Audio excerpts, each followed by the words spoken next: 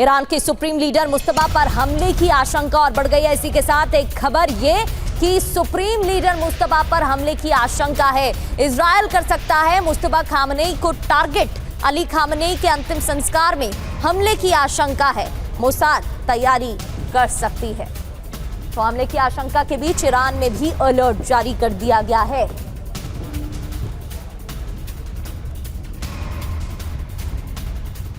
क्या प्लानिंग है, क्या योजना है मोसाद के टारगेट पर मुस्तफा? ईरान में हाई अलर्ट जारी किया गया है। एक एक कर आपको बताते हैं। ईरान के सुप्रीम लीडर मुस्तफा खामनेई पर हमला हो सकता है। दरअसल इजराइल मुस्तफा खामनेई को टारगेट कर सकता है। खामनेई के सुपुर्दे खाक के दौरान मुस्तफा पर हमले की आशंका बढ़ गई है। अली खामनेई के अंतिम संस्कार पर ईरान में हाई अलर्ट जारी है। सुपुर्दे खाक के दौरान अलर्ट जारी किया गया है। 9 जुलाई को अली खामनेई को सुपुर्दे खाक किया जाएगा और 28 फरवरी के बाद पहली बार मुस्तफा सामने आ सकते हैं, इसलिए और भी ज्यादा संकट बढ़ गया है। हमले की आशंका को लेकर मुस्तफा की सुरक्षा भी बढ़ा दी गई है। अब इस पर बड़ी बातें क्या हैं? बड़ी बात यह कि मुस्तफा पर हमला हुआ तो जंग और भड़क सकती है। इजराइल पर विध्वंसक हमला ईरान करेगा, क्योंकि ईरान की तरफ से भी बयान इसको लेकर सामने आया है।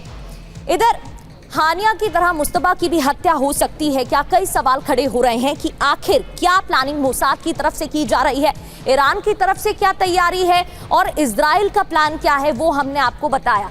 अब आपको आगे बढ़ते हुए बताते हैं कि हमास चीफ इस्माइल हानिया मॉडल दोहराने की आशंका बढ़ गई है। वो क्यों? राष्ट्रपति इब्राहिम रईसी के अंतिम संस्कार में हानिया की हत्या हुई थी, आपको याद होगा, और वैसे ही हालात अब बनते हुए नजर आ रहे हैं। मोसाद पर इस्माइल हानिया की हत्या का आरोप है। मोसाद ने इस्माइल हानिया को होटल में बॉम्ब से उड़ा दिया था।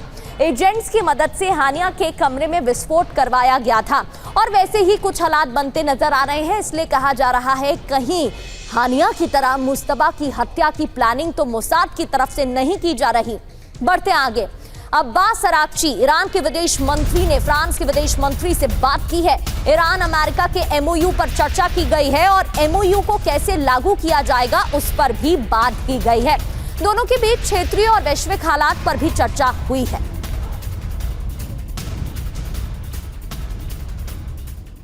दोनों के बीच बातें हुई हैं वैश्विक हालातों को लेकर। हॉर्मुज तनाव में फ्रांस की भी एंट्री इसी के साथ होती दिखाई दे रही है। अब आपको बताते हैं कि हॉर्मुज तनाव पर दोनों के बीच क्या बात हुई है और एंट्री फ्रांस की क्यों हुई है। अब्बास अराक्ची ने फ्रांस के विदेश मंत्री जीन नोएल बैरेट से बात की है। एक तरफ अब्बास अराक्ची की तस्वीर आपको दिखा रहे हैं, दूसरी ओर बैरेट की। ईरान अमेरिका एमओयू और उसके आगे बढ़ाने पर चर्चा की गई है। फ्रांस ने क्या कहा है? स्ट्रेट ऑफ हॉर्मुज में बिना शर्त आवाजाही सुनिश्चित हो, इसलिए फ्रांस की एंट्री, और फ्रांस की तरफ से पहले भी इसको लेकर बयान दिया जा चुका है। अराक्ची ने कहा उकसावे की कार्रवाई कर रहा है अमेरिका, अपनी बात कही, और उकसावे वाली बयानबाजी से युद्ध विराम को खतरा है, यह भी अराक्ची ने बताया। अराक्ची और जीन नोएल की बीच क्षेत्रीय हालातों पर भी चर्चा हुई है। फ्रांस ने हॉर्मुज में बारूदी सुरंग हटाने में सहयोग की बात की है। बारूदी सुरंग हटाने में सहयोग देगा फ्रांस, ये कहा। ईरान ने फ्रांस की मदद के प्रस्ताव को खारिज कर दिया। हालांकि जब दोनों के बीच बातचीत हुई तो इस मदद के प्रस्ताव को खारिज कर दिया गया ईरान की तरफ से। तो ईरान और फ्रांस के बीच बातचीत हुई है। फ्रांस ने भी स्ट्रेट ऑफ हॉर्मुज को लेकर अपनी राय रखी जब फ्रांस के विदेश मंत्री ने ईरान के विदेश मंत्री से बात की। अब बात दोहा वार्ता की कर लेते हैं। आज प्रस्तावित दोहा वार्ता पर कंफ्यूजन बढ़ गया है। किसी भी देश का प्रतिनिधि कतर पहुंचा ही नहीं है। अमेरिका की तरफ से वार्ता को हरी झंडी तो ईरान की तरफ से संशय अभी भी बरकरार, क्योंकि ईरान की तरफ से कोई औपचारिक बयान इस पर आया नहीं। जो आया उसमें कहा गया कि ऐसी कोई योजना तय है ही नहीं।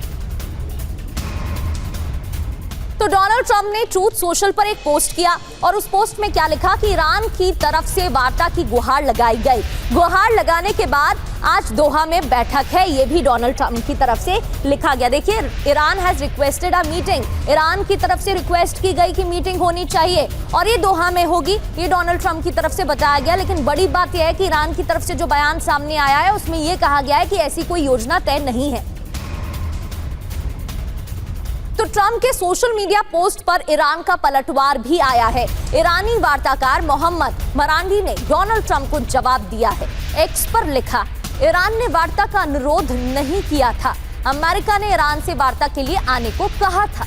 ईरान बैठक के लिए कोई प्रतिनिधिमंडल नहीं भेजेगा। तो देखिए, व्हाइट हाउस की तरफ से ये तो बताया गया था कि जेडी कुशनर और स्टीव विटकॉफ जा सकते हैं, लेकिन ईरान की तरफ से किसी के जाने की कोई बात तक सामने नहीं आई। ईरान के विदेश मंत्रालय के प्रवक्ता इस्माइल बकाई ने भी बयान दिया है। आने वाले दिनों में बातचीत की कोई योजना नहीं है, ये बकाई की तरफ से कहा गया। बकाई ने ईरानी न्यूज एजेंसी इरना को दिए बयान में ये बात कही।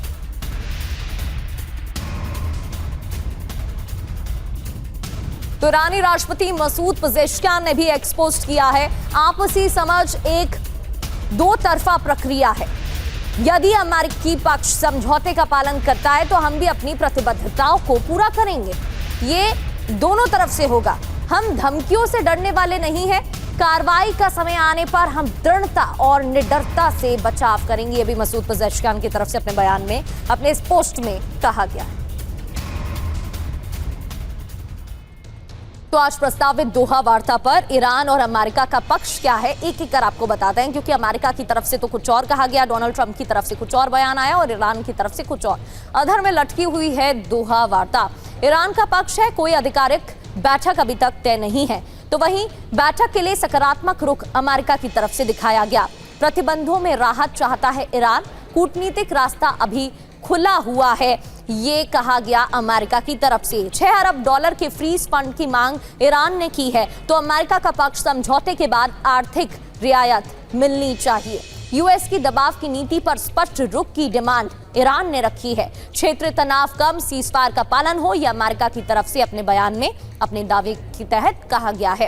इधर दोहा वार्ता में डोनाल्ड ट्रंप भी कंफ्यूजन में नजर आए। कैसे? ट्रंप ने एक बयान दिया और ट्रंप ने बयान में क्या कहा, दोहा वार्ता में शामिल तो होंगे, दोहा वार्ता अहम हो सकती है, और फिर क्या कहा कि वार्ता अहम नहीं भी हो सकती है। हालांकि डोनाल्ड ट्रंप की तरफ से लगातार ऐसे बयान सामने आते रहे हैं जिसमें वो खुद कंफ्यूज दिखाई दे रहे हैं या फिर उनकी तरफ से दोहरी बातें कही गई हैं। अब एक और ऐसा ही बयान। तो दोहा वार्ता ना होने की वजह क्या है, एक एक कर ये भी जान लेते हैं, क्योंकि जब थोड़ी सी उम्मीद जगती है तब कोई ऐसी खबर आती है कि लगता है कि युद्ध जहां से शुरू हुआ था वहीं पर पहुंच गया है। वार्ता के एजेंडे पर सहमति नहीं बनी, इस वजह से ईरान की पूर्व शर्तें पूरी नहीं हुई, इसलिए भी बात होनी है। बातचीत के फॉर्मेट पर भी मतभेद बताई जा रही है, इस वजह से दोहा वार्ता नहीं हो पाए। ईरान को सुरक्षा गारंटी नहीं मिली है, फ्रीज फंड पर कोई फैसला नहीं हुआ है, दोनों पक्षों में विश्वास का अभाव, और ये तो शुरू से ही है। ट्रस्ट फैक्टर की अगर बात करें तो ये तो शुरू से ही दोनों देशों के बीच देखने को मिल रहा है। पश्चिमी एशिया में सेंटकॉम की नई तैयारी की खबर भी सामने आ गई है। ईरान पर फिर भीषण हमला संभव है, ये भी जानकारी मिल रही है। पश्चिमी एशिया में 50,000 अमेरिकी सेना की तैनाती, अमेरिकी सैनिकों की तैनाती, ईरान पर दबाव बनाने के लिए सैन्य तैनाती की गई है। अमेरिकी मीडिया के हवाले से खबर, एक तरफ अमेरिका बात करना चाहता है और दूसरी ओर तैनाती भी की गई है। क्या ये सिर्फ दबाव बनाने के लिए की जा रही है या फिर एक बार फिर से जंग की शुरुआत हो सकती है? तो वार्ता फेल तो फिर ईरान में विध्वंस देखने को मिलेगा। पश्चिमी एशिया में हाई अलर्ट पर अमेरिकी सेना है। दोहा वार्ता से पहले पश्चिमी एशिया में यूएस की बड़ी तैयारी देखने को मिल रही है। सेंटकॉम ने ईरान के पास सैनिकों की तैनाती बढ़ा दी है। पश्चिमी एशिया में 50,000 से ज्यादा सैनिकों की तैनाती है। किसी भी वक्त ईरान पर पहले से भी बड़े हमलों की आशंका है। एडमिरल ब्रैड कूपर ने सैन्य तैनाती की जानकारी दी है। बड़ी बातें क्या हैं? वार्ता के लिए दबाव बनाने के लिए तैनाती की गई है। वार्ता फेल होने पर प्लान बी पर भी काम किया जाएगा, ये भी बताया जा रहा है। वार्ता अगर फेल होती है तो फिर ईरान में विध्वंसक हमलों की शुरुआत हो सकती है। इसको लेकर अमेरिका की तरफ से बयान, डोनाल्ड ट्रंप की तरफ से धमकी भी दो दिन पहले दी जा चुकी है। बढ़ते हैं आगे। हॉर्मुज में जहाजों से टैक्स वसूलेगा ईरान, एक और बड़ी खबर है। वहां से गुजरने वाले जहाजों से टोल लेगा ईरान, और ईरान के विदेश मंत्रालय ने टैक्स लेने का ऐलान किया है। ओमान ने हालांकि जहाजों से टैक्स लेने से इनकार कर दिया है। ओमान की तरफ से इनकार किया गया है, लेकिन ईरान अपने फैसले पर अड़ा हुआ है। और हॉर्मुज टैक्स पर विवाद बढ़ता जा रहा है। ईरान तो कह ही रहा है कि वो टैक्स लेगा, ओमान ने हालांकि इनकार कर दिया है। स्ट्रेट ऑफ हॉर्मुज में जहाजों से टोल वसूलने की तैयारी में है ईरान। हॉर्मुज से गुजरने वाले जहाजों से टोल ईरान लेगा। 31 अगस्त से जहाजों से टोल ले सकता है ईरान। ईरान के विदेश मंत्रालय ने टोल वसूलने का ऐलान भी किया है। कहा है कि आने वाले वक्त में टोल लिया जाएगा जहाजों से। हालांकि ओमान ने जहाजों से टोल लेने की बात से इनकार कर दिया। ओमान कह रहा है कि हम नहीं लेंगे। कितना टैक्स लगाने का भी अनुमान है, ये जान लेते हैं। विकल्प 1, प्रति जहाज $20 लाख टैक्स। दूसरा ऑप्शन, 1 बैरल तेल पर $1 का टैक्स लिया जाएगा। हॉर्मोज में टैक्स लगा तो फिर क्या होगा, क्योंकि भारत समेत दुनिया के अलग अलग देशों के लिए परेशानी ही है। अमेरिका ईरान के बीच तनाव में इजाफा होगा। एमओयू में स्ट्रेट ऑफ हॉर्मोज में टैक्स की बात नहीं है। ट्रंप पहले से ही ईरान को धमकी दे रहे हैं। टैक्स लगाने के नतीजे बेहद ही विध्वंसक हो सकते हैं और जंग और भी ज्यादा भड़क सकती है। बढ़ते हैं आगे। ईरान पर जमीनी हमले की बहुत बड़ी तैयारी देखने को मिल रही है। जमीनी हमलों की बड़ी तैयारी है। इराक के रास्ते ईरान को घेरेगा अमेरिका। कुर्द गठबंधन की तरफ से बताया गया। अमेरिकी खुफिया एजेंसी CIA के सीक्रेट प्लान ने दावा किया है ईरान के विशाल तेल भंडारों पर कब्जों का मकसद है। पश्चिम एशिया में 2500 अमेरिकी सैनिक पहले से मुस्तैद हैं।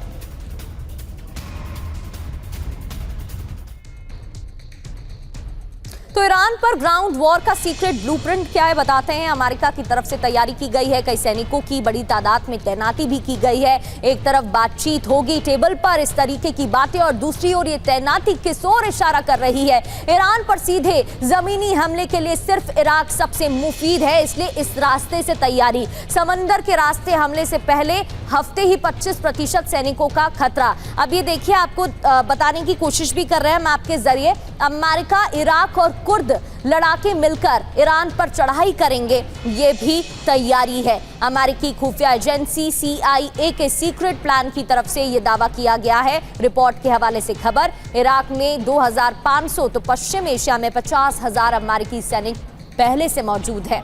ईरान के हाइड्रोकार्बाइन और तेल संसाधनों पर कब्जा मुख्य एजेंडा है और इस वजह से तैनाती की गई है। ग्लोबल मिलिट्री इंटेलिजेंस इनपुट के हवाले से ये आपको जानकारी दे रहे हैं। बढ़ते आगे। पश्चिम एशिया में नई जंग का अलर्ट भी जारी हो गया है। दरअसल यमन और सऊदी अरब में चरम पर तनाव देखने को मिल रहा है। एक तरफ तो ईरान, अमेरिका, इजराइल के बीच तनाव की खबरें आ रही हैं और दूसरी ओर पश्चिम एशिया में नई जंग का अलर्ट। यमन और सऊदी अरब में चरम पर है तनाव। सऊदी के खिलाफ हूती की बढ़ी है लामबंदी। सऊदी, इजराइल, अमेरिका के खिलाफ एकजुट हो रहे हैं हूती लड़ाके। रेड सी में नाकाबंदी के खिलाफ हूती आक्रामक है।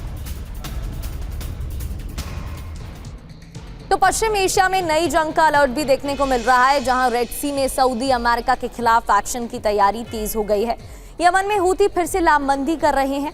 हजारों की संख्या में हूती लड़ाके एकत्रित हो रहे हैं, इकट्ठा हो रहे हैं। सऊदी, इजराइल और अमेरिका के खिलाफ लामबंदी।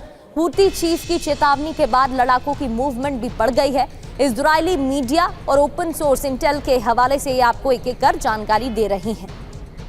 लेबनान पर इजराइल की एयर स्ट्राइक की खबर है। लेबनान के नबातीह में भीषण बमबारी। एक बार फिर से इजरायली हमले में कई इमारतें जमींदोज हो गई। ये तस्वीरें देखिए, नबातीह में रेस्क्यू ऑपरेशन जारी है। इजरायल डिफेंस फोर्स की बमबारी और इजरायली हमले में कई इमारतें जमींदोज, मलबा बिखरा हुआ इन तस्वीरों में देखा जा सकता है। इन हमलों के बाद रेस्क्यू ऑपरेशन भी तेज किया गया। लेबनान में इजरायल की एयर स्ट्राइक की एक और खबर। हिजबुल्लाह की सुरंग पर इजरायल डिफेंस फोर्स ने बमबारी की है और इजरायली हमले में हिजबुल्लाह की सुरंग को तबाह भी कर दिया गया है। कुछ तस्वीरें इससे जुड़ी आपको दिखा रहे हैं। हमले में हिजबुल्लाह के लड़ाकों की मौत हो गई, ये भी जानकारी। तो लेबनान के गोलानी में इजराइल का हमला हुआ है। हिजबुल्लाह के पोस्ट पर इजराइल डिफेंस फोर्स की फायरिंग। हिजबुल्लाह के लड़ाकों पर डायरेक्ट अटैक की खबर। हमले में कई हिजबुल्लाह के लड़ाकों की मौत हो गई।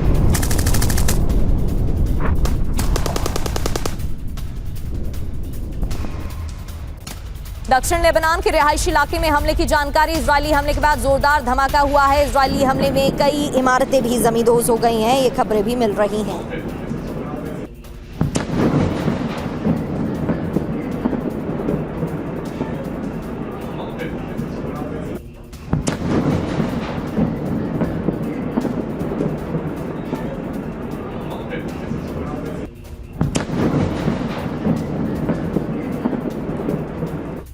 बढ़ते आगे, लेबनान पर कब्जा नहीं चाहता इजराइल, सुरक्षा के लिए लेबनान में सैन्य तैनाती। इजराइल के रक्षा मंत्री काट्स की तरफ से बयान दिया गया है। हिजबुल्लाह के खात्मे तक इजराइल डिफेंस फोर्स की तैनाती रहेगी, ये भी जानकारी। इजराइल के रक्षा मंत्री काट्स का बयान भी इस पर सामने आया। तो एक बार फिर से लेबनान में हिजबुल्लाह के ठिकानों पर इजराइल डिफेंस फोर्स ने बमबारी की है।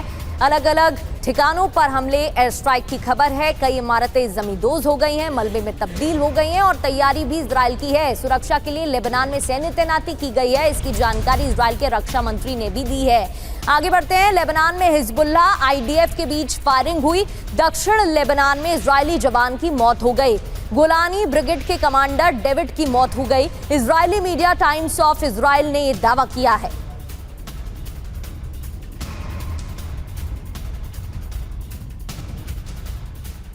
टाइम्स ऑफ इजराइल ने दावा किया है, जानकारी दी गई है। लेबनान में हिजबुल्लाह इजराइल डिफेंस फोर्स के बीच फायरिंग हुई है। लगातार बमबारी की खबरें भी सामने आ रही हैं और इजरायली जवान की मौत भी लेबनान में हुई है, ये भी खबरें हैं। यूक्रेन पर रूस का विध्वंसक हमला, यूक्रेन के फ्यूल स्टोरेज पर ड्रोन अटैक की खबर है। बिजली पावर स्टेशन पर ड्रोन अटैक हुआ। हमले में थर्मल पावर स्टेशन को भारी नुकसान पहुंचा।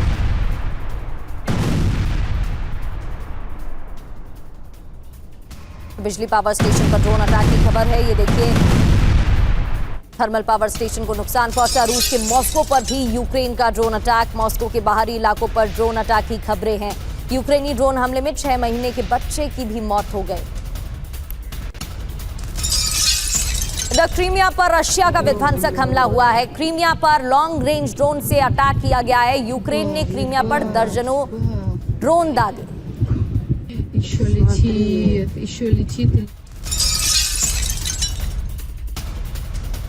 क्रीमिया के किर्च पर यूक्रेन के हमले की खबर। रूसी सर्विलांस रडार पर ड्रोन अटैक, हमले में किर्च में सर्विलांस रडार तबाह भी हो गया।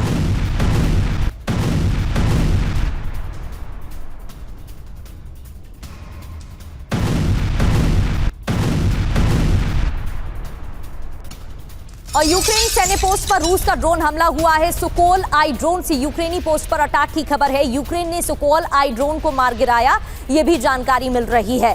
सुकोल आई ड्रोन से यूक्रेनी पोस्ट पर हमला किया गया।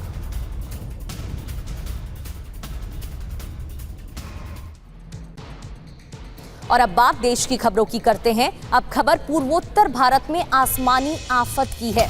असम के 5 जिलों में भीषण बाढ़ का कहर है। 45,000 से ज्यादा लोग बाढ़ से प्रभावित बताए जा रहे हैं। चिरांग, धेमाजी, डिब्रूगढ़, लखीमपुर और नलबाड़ी जिलों में बाढ़ का सबसे ज्यादा कहर देखने को मिल रहा है। ये देखिए, कुछ तस्वीरें भी आपको दिखा रहे हैं। बारिश तो हो ही रही है और इससे जलस्तर बढ़ गया है, बाढ़ का खतरा बढ़ गया है। 4,278 हेक्टेयर फसल क्षेत्र को नुकसान, किसानों की परेशानी बढ़ी है। 5 ऐसे जिले बताए जा रहे हैं जहां सबसे ज्यादा भीषण बाढ़ का असर है। तो असम का धेमाजी जिला बाढ़ से सबसे ज्यादा प्रभावित बताया जा रहा है। धेमाजी में 41,000 से ज्यादा लोग बाढ़ की चपेट में आ गए हैं। डिब्रूगढ़ में लगभग 4,000 लोग और चिरांग में करीब 800 लोग बाढ़ से परेशान हैं, जूझ रहे हैं। 45,000 से ज्यादा लोगों पर असर हुआ है, लोगों के जीवन पर असर हुआ है। लखीमपुर पर भी असर हुआ है। और एक और खबर असम से ही है, करीब 257 गांव जलमग्न हो गए हैं। 4,278 हेक्टेयर फसल क्षेत्र को नुकसान पहुंचा है। बाढ़ के पानी से तटबंध, सड़कें, पुल और बुनियादी ढांचे क्षतिग्रस्त हुए हैं। दिसांग नदी खतरे के निशान से ऊपर बह रही है। किसानों की चिंता बढ़ गई है। कई फसल क्षेत्रों को भारी नुकसान पहुंचा है। दिसांग नदी खतरे के निशान से ऊपर बह रही है और इसी वजह से कई क्षेत्र प्रभावित बताए जा रहे हैं।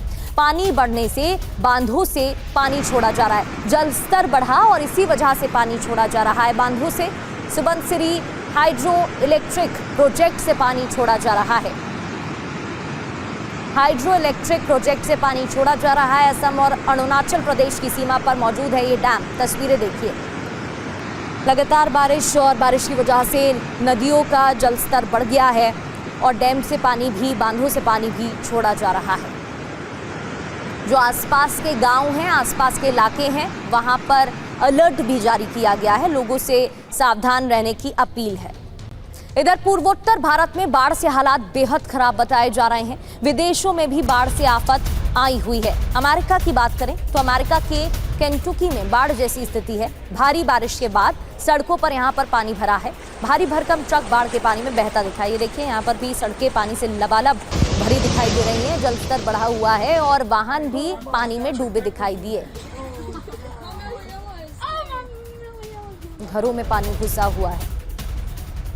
मैक्सिको में भारी बारिश के बाद बाढ़ जैसे हालात हैं। सड़कों पर बाढ़ का पानी बह रहा है। दर्जनों कार बाढ़ के पानी में समा गईं। अलग अलग स्थानों पर लोग फंसे हुए हैं। वेनेजुएला में भूकंप का नया वीडियो सामने आया है। सड़क पर खड़े लोग भूकंप से हिल गए। इमारत जमींदोज होती नजर आई। आपको याद होगा वेनेजुएला में 7.1 और 7.5 की तीव्रता का भूकंप आया था, जिसके बाद भारी तबाही देखने को मिली। कई लोगों की जान चली गई, हजारों लोगों की जान गई है और कई लोग घायल हो गए हैं। ये नया वीडियो, नया तस्वीर आपको दिखा रहे हैं। भूकंप से कैसे धरती हिलती हुई नजर आई। एक इमारत भी गिर गई, ये दीवार गिर गई और लोग डरते हुए भागते हुए नजर आ रहे हैं। वेनेजुएला भूकंप का एक और वीडियो अब आपको दिखाते हैं। भूकंप से घर की दीवार टूट गई। घर में मौजूद लोग दहशत में आ गए। भूकंप से अब तक 1500 की मौत हो गई है। 1500 लोगों की मौत हो गई है। हजारों लोग अब भी मलबे में दबे बताए जा रहे हैं। रेस्क्यू ऑपरेशन जारी है। भारी तबाही देखने को मिली। इस भूकंप के बाद कई इमारतें जमींदोज हो गईं, कई घर बर्बाद हो गए, कई लोगों की जान चली गई। और देखिए कैसे लोग डरे हुए, सहमे हुए, दहशत में दिखाई दे रहे हैं।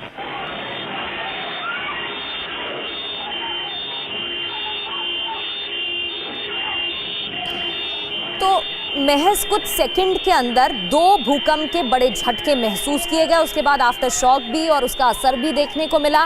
फिर सुनामी का अलर्ट भी वेनेजुएला में जारी कर दिया गया। तटीय इलाकों के आसपास तो खास तौर पर अलर्ट जारी किया गया। लेकिन बड़ी बात यह है कि जो तस्वीरें सामने आ रही हैं, इसको देखकर समझा जा सकता है वहाँ के लोग कैसे दहशत में आ गए थे।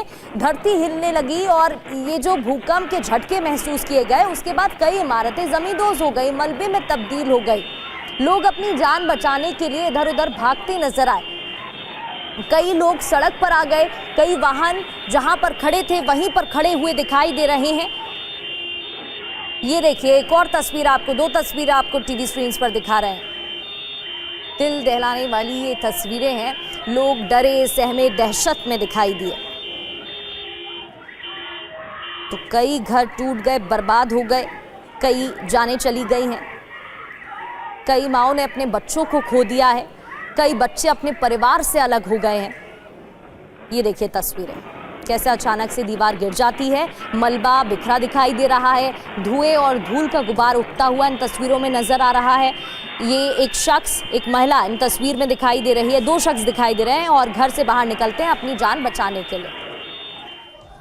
चढ़ावा चोरी मामले पर नए अपडेट सामने आ रहे हैं। चढ़ावा चोरी पर वीएचपी के अंतर्राष्ट्रीय अध्यक्ष आलोक कुमार का बयान, चंपत राय ने जांच प्रभावित न हो इसलिए त्याग पत्र दिया है। ये बयान दिया गया है वीएचपी के अंतर्राष्ट्रीय अध्यक्ष आलोक कुमार की तरफ से। क्या कहा? चंपत राय ने जांच प्रभावित न हो इसलिए त्याग पत्र दिया है। आलोक कुमार ने कहा चढ़ावा चोरी की किसी भी आरोपी से कोई सहानुभूति नहीं है। आलोक कुमार ने कहा आरोपी को दंडित किया जाना चाहिए।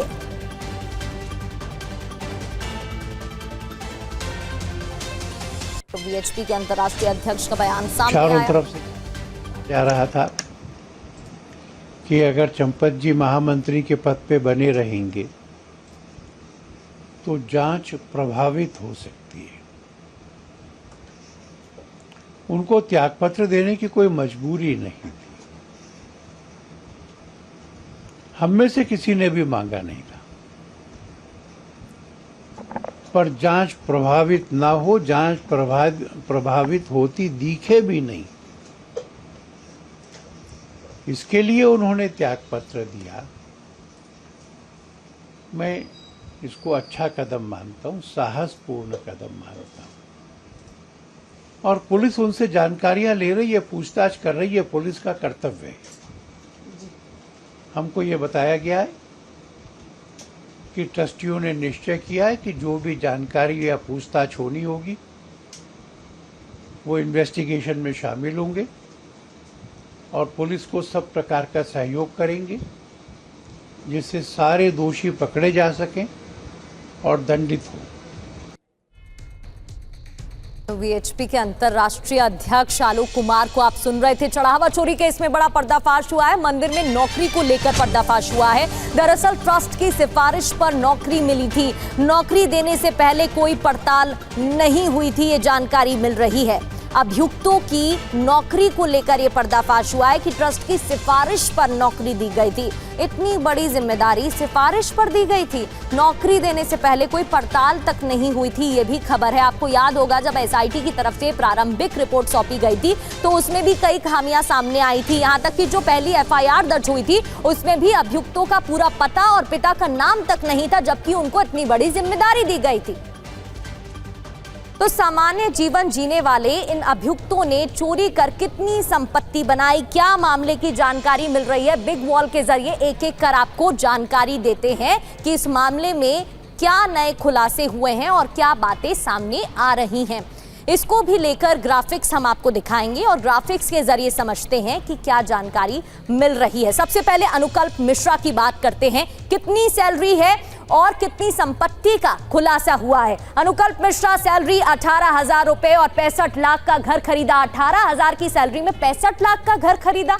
इसके अलावा लव कुश मिश्रा सैलरी 18,000 और यहां प्लॉट खरीदा गया, 2 फ्लोर का मकान तक बना लिया गया 18,000 की सैलरी पर। एक और नाम आपको बताते हैं आगे बढ़ते हुए, अविनाश शुक्ला, जिसको लेकर टीम ने अनुमति मांगी है जेल में पूछताछ करने की। सैलरी है 18,000, 10 लाख की रिकवरी इनके पास से की गई है।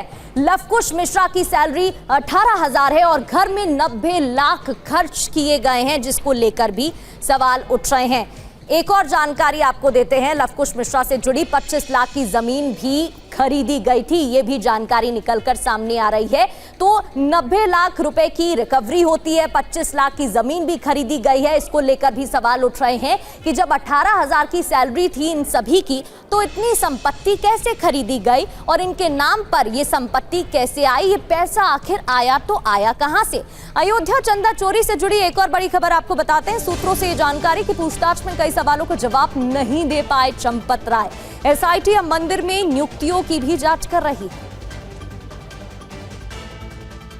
चंपत राय से सवाल किए गए तो कई सवालों का जवाब नहीं दे पाए। एसआईटी अब मंदिर में नियुक्तियों की भी जांच कर रही है।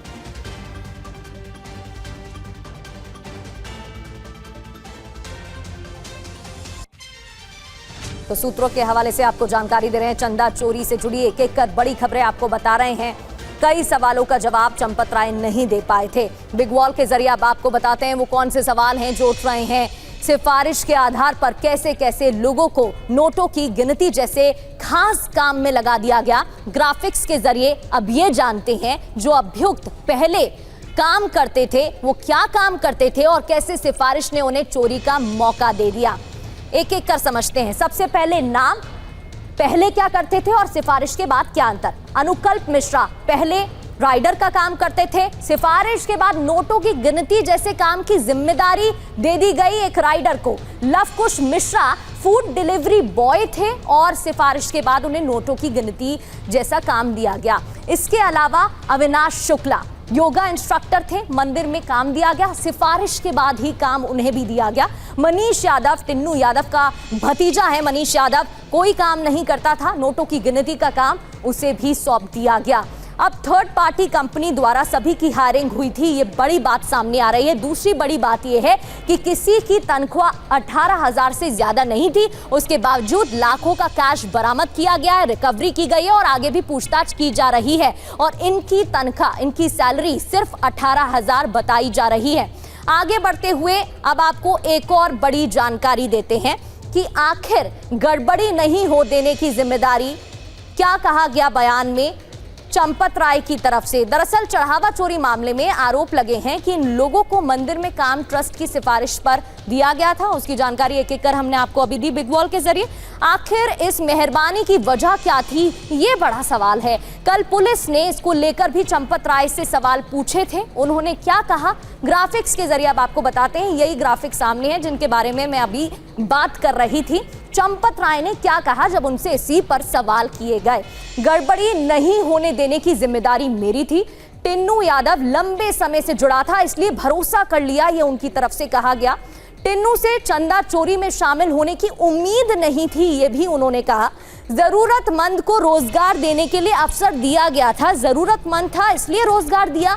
लोगों को रोजगार देने का निर्णय व्यक्तिगत नहीं था, पर्सनल नहीं था। आगे कहते हैं ट्रस्ट के दूसरे पदाधिकारियों की इसमें भूमिका रही है। ट्रस्ट सदस्य अनिल मिश्रा और गोपाल राव का भी जिक्र उन्होंने अपने बयान में किया जब उनसे सवाल जवाब किया गया। अभिजीत ठाकुर हमारे संवाददाता हमें ज्वाइन कर चुके हैं। अभिजीत, चंपत राय से जब सवाल जवाब किए गए तो उन्होंने कहा कि काम देने की जिम्मेदारी, काम देने का जो निर्णय था वो मेरा व्यक्तिगत नहीं था, लेकिन इतनी बड़ी बातें सामने आई हैं। सिफारिश पर काम दिया गया, नोटों की गिनती जैसा काम सिर्फ सिफारिश पर दे दिया गया और 18,000 की सैलरी होने के बाद इतनी संपत्ति कहां से आ गई है? क्या ये जो सिर्फ बयान दिया जा रहा है ये मरने वाली बात है कि अपनी बातें दूसरों पर डाली जा रही हैं? अभिजीत,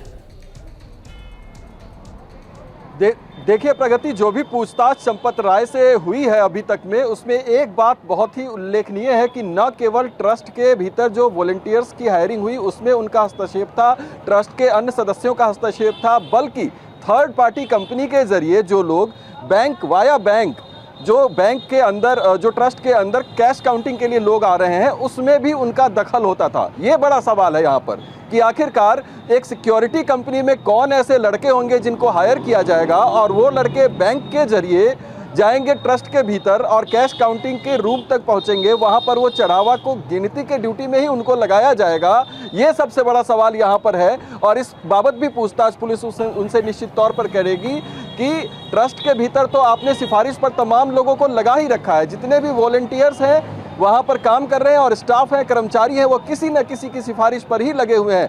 75% से ज़्यादा एम्प्लॉयज़ जो ट्रस्ट के भीतर ट्रस्ट में काम कर रहे हैं वो एक बाहरी कंपनी के द्वारा ज़रूर है, लेकिन उनके सीधे हायरिंग जो होती थी वो किनको रखा जाएगा, किनको कहाँ पर ड्यूटी पर लगाया जाएगा, किसकी क्या जिम्मेदारी होगी, ये काम गोपाल जी राव, अनिल मिश्रा और सबसे ऊपर बैठे चंपत राय का होता था। तो ऐसे में जिम्मेदारी निश्चित तौर पर उनकी बनती है कि आपने किस तरीके से लिया। व्यक्तिगत निर्णय नहीं था, आपने व्यक्तिगत रूप से किसी को फेवर किया है तो फिर जिम्मेदारी आपकी बनती है। आप इससे पल्ला नहीं झाड़ सकते कि ये मेरा व्यक्तिगत निर्णय नहीं था। 3 लोगों के हाथों में सबसे ज्यादा पावर थी, वो पावर चंपत राय, अनिल मिश्रा और गोपाल जी राव के हाथ में थी। चौथे नंबर पर टिन्नू यादव थे जो कि डे टू डे ऑपरेशंस में उनका बहुत ही दखल रहता था, उनकी सिफारिश भी चलती थी वहां पर, चंपत राय के तरफ से अप्रूवल आता था। ये कहानी है इसकी।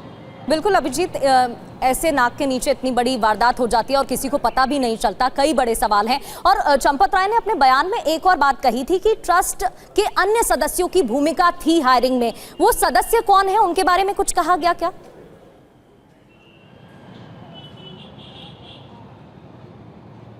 जी बिल्कुल, मैं यही बता रहा था आपको कि अनिल मिश्रा, गोपाल जी राव, उसके अलावा ट्रस्ट का सदस्य न होने के बावजूद भी चंपत राय का खासम खास होना टिन्नू यादव के लिए फायदेमंद था। टिन्नू यादव के रिकमेंडेशन पर न केवल उसका भतीजा बल्कि टिन्नू यादव का भाई, टिन्नू यादव की भाभी, टिन्नू यादव की बहन, ये सब भी मंदिर के काम में किसी न किसी तरह से जुड़े हुए हैं। हालांकि ड्यूटी उनकी अलग अलग डिपार्टमेंट में है, कैश काउंटिंग में सीधे तौर पर नहीं है।